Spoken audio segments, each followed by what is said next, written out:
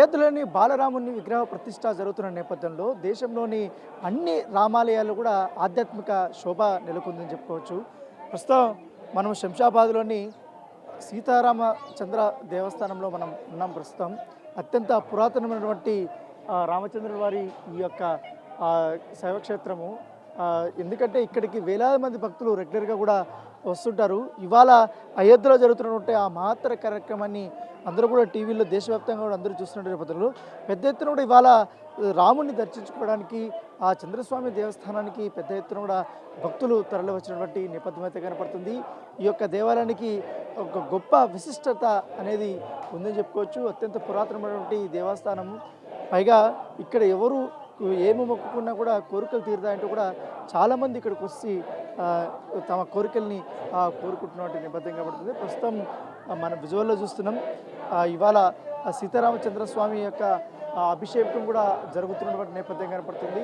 అందరూ కూడా జై శ్రీరామ్ జై శ్రీరామ్ అంటూ కూడా వారు చాంటింగ్ చేస్తున్నటువంటి సిచ్యువేషన్ కూడా మనం చూస్తున్నాం.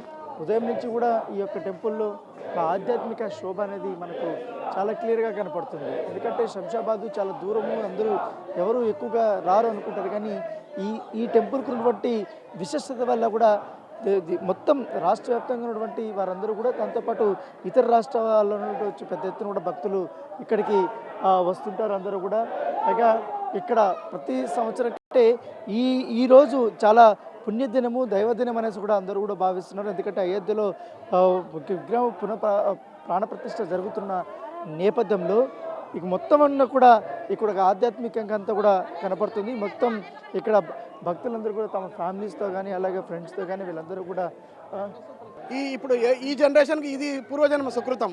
అంటే ఈ ప్రాణప్రతిష్ఠ రాముల వారి గుడి కట్టివేయడము ఇవాళ ప్రతి ఒక్కరు మనం కళ్ళతోటి వీక్షిస్తున్నామంటే మళ్ళీ నెక్స్ట్ జనరేషన్కి ఉండదు. అంటే ఈ జనరేషన్లో ఇప్పుడు ఈ 15 పుట్టిన పిల్లల దగ్గర నుంచి ఇప్పుడు బ్రతుకున్నంత ప్రతి ఒక్కరు అదృష్టం అనుకోవాలి, పూర్వజన్మ సుకృతం అనుకోవాలి. వీరందరూ కూడా ఎంతమంది వేలాది మంది భక్తులు ఇక్కడ వస్తుంటారు. ఎంతో వేలాది మంది భక్తులు ఇక్కడ తమ కోరికలను తీర్చుకోవడానికి ఇక్కడ వస్తున్నారు. ఇక్కడ వచ్చినటువంటి వారికి అందరికీ కూడా ప్రతి ఒక్కరికి కూడా అన్ని మంచి సుజ్ఞాలే జరిగినాయనేసి కూడా ఈ భక్తులు వీళ్ళందరూ కూడా చెప్తున్నటువంటి సిచ్యువేషన్ అయితే కూడా చూస్తున్నాం. మనం ఎక్కువ మంది సినిమా షూటింగ్స్ కానీ చాలా ఫేమస్ ఇది.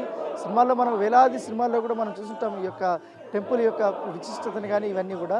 సో వీళ్ళందరూ కూడా దర్శనానికి అయితే భక్తులు కానీ వీళ్ళందరూ భారీలు తీరినటువంటి నేపథ్యం అయితే కనపడుతుంది. మరి కాసేపట్లో అభిషేకమైన తర్వాత శ్రీరామచంద్రమూర్తిని చూడడానికి భక్తుల కోసం అవకాశం ఇస్తారు.